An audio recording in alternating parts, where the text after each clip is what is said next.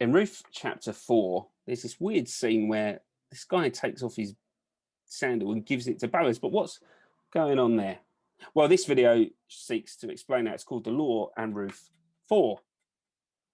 In Ruth chapter 4, there's something called Levirate Law at play. And this is Levirate Law in a nutshell. You can read it in Deuteronomy chapter 25. So here's Fred, and Fred has married the love of his life, this unnamed woman here. But unfortunately, Fred dies. And so Clive, Fred's brother, is obliged under MOSAIC law to take his brother's wife and look after her. And any child they have is to be given Fred's name. He becomes Fred too, and he inherits Fred's land and Fred's wealth, and Fred's name lives on. But what if Clive is a bit of a scoundrel and he says, oh, I'm not having her, she smells or something, and he refuses to have her? Well, look, she can spit in his face, and then he has to take off one of his sandals and give it to her. This is what is to be done to the man who will not build up his brother's family line. The man's line shall be known in Israel as the family of the unsandaled. So what's the law saying? Well, it says, look, anyone who does this, anyone who doesn't look after his brother's widow will be ceremonially unclean. They'll have spit on their face. They'll be publicly shamed. People will know that they didn't step up to the mark, and they'll have a legacy of uncleanliness. Their family will be known as the unsandaled because they didn't have the guts to do what was right. So serious stuff. But no, look, the letter of the law says brother.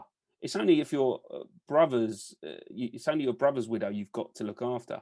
But of course, the law was given to look after all widows. So a man concerned with the spirit of the law would want to see all widows protected. And that's important when it comes to BOAZ in Ruth chapter 4. But of course, Levirate law is not the main legal matter in Ruth 4. BOAZ is going to use it later to raise the stakes. The real issue, the starting issue, is MOSAIC land law. Now, when the children of Israel entered the promised land, God divided it up for them. You can read about that in Judges 13 to 19. Each tribe got a slot of land, and then each tribe was split up into different clans, and each clan got a piece of land. So here's a hypothetical blob of land, and we are the 13th tribe of Cornhill. And the land is dished out, and it's dished out to some of the clans at Cornhill. There they are. There's the clan of Satch and the clan of Witten, my clan, and we're all given this lovely bit of land. Now, importantly, in Leviticus 25, when God gave the clans of Israel this land, it was permanent. They would permanently own it, and that land could not leave that family. However, there were legal loopholes. If you were poor, you could sell a bit of your land off. So there's Andrew, and he's lost all his money, his skin, and he sells me some of his land. Boom, his bit of land becomes my land.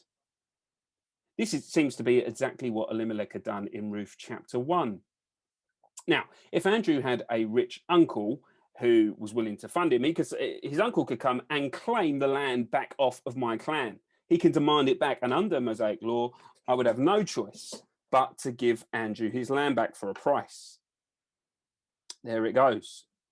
But what if no one's wealthy enough to buy it back? Well, this is what the year of Jubilee is all about. It's right there in Leviticus 25. In the year of Jubilee, everyone's ancestral home would go back to their clan. This was every 49 years. So the 50th year was the year of Jubilee. And on that year, I would lose the land anyway, and it would return into Andrew's ownership. Who had the right to redeem a piece of land? Well, in Elimelech's case, as we've seen, and you can find out in Numbers 27, it would be your brother. But if you had no brothers, well, it would simply go back through the family. So an uncle. If you had no uncle, it'd be a cousins. If you had no cousins, it would go back to your great uncle and second cousins twice removed and all that. So in Ruth chapter 4, we don't know for sure, but it could have been that this guy at the gate, this geezer at the gate, was one of Elimelech or Mahlon's cousins. And BOAZ could well have been a distant relative, a great uncle, someone within Elimelech's tribe. There's a tiny little wording problem that you might spot in Ruth chapter 4, and it's simply this. It says, Naomi, who has come back from Moab, is selling the piece of land that belonged to our relative Elimelech. Now, of course, Naomi didn't own the land. Elimelech had sold it off, so she couldn't sell it. I think the idea in the language is that she's sorting out this piece of land. She's doing the paperwork. She's resolving the issue. She's passing the land and its responsibility to the next person, to the Redeemer. So here's Ruth chapter 4. We've seen then that Naomi wants to sort the land out, and she's kind of saying to these two men, the two redeemers, which of you wants the rights to the land? And Boaz, because he's a gentleman, says to the geezer at the gate, you have first dibs. And he says, look, all right, yeah, I'll redeem it. I wouldn't mind a nice new bit of land, can graze some sheep on there and grow some vegetables. And that's when Boaz plays his trump card. He says, on the day you get that bit of land, you have to respect Levirate law. You have to marry Ruth, the Moabite. See, he's merging the two laws together, isn't he? Not only does he get the land, but he's also going to have to now look after these two widows.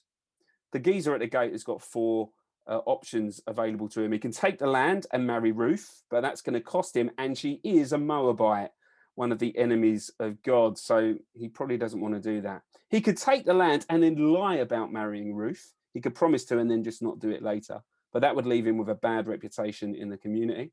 He could take the land and give Ruth to Boaz, but as soon as Ruth and Boaz had a child, the child would be able to inherit the land and could claim it back.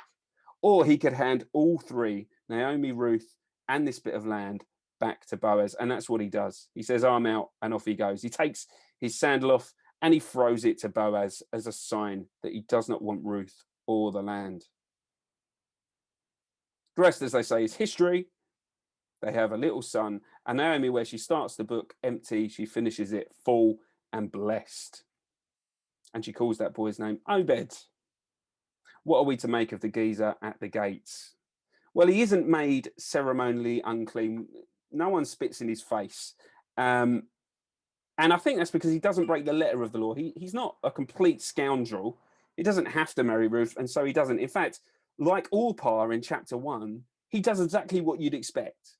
He doesn't go above the law. He just doesn't do anything too spectacular, but he remains nameless. See, we know everyone, all the stars in this story, we know their names, but this guy is he's the geezer at the gate.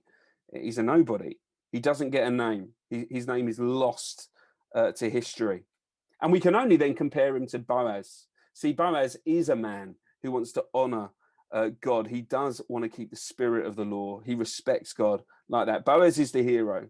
So we look at this guy, and he's probably a lot like us, but we look at Boaz and we see, he's a redeemer, and he points us, of course, to Christ.